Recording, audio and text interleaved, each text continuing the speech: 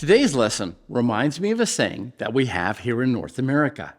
It's called dropping the ball. In this case, it means you were trusted with something very important and you didn't follow through, with your end of the bargain.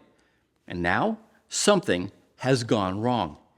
You see, sometimes when you drop the ball, there will be people who won't let you forget, that you did so. Maybe you know, a little about how that feels. Because right now, that is exactly how John Mark feels. Paul and Barnabas are about to go on their second missionary journey. And who wants to join them? It's Mark.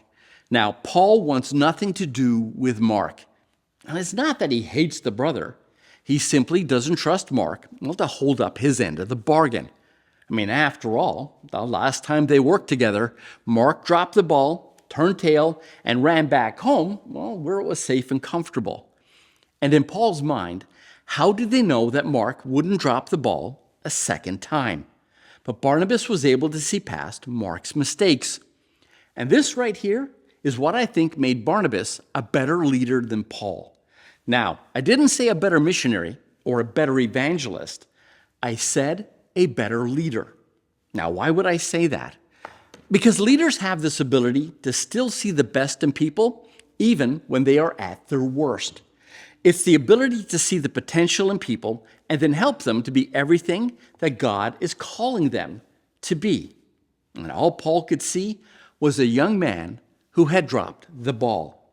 What Barnabas saw was a young man who needed an opportunity to pick up the ball and run with it.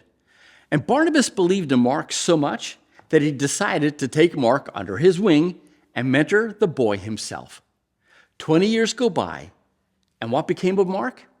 Not only did he pick up the ball and he ran with it, so much so that 20 years later, Paul is bragging about Mark, how it was that Mark was important to the work that he was doing.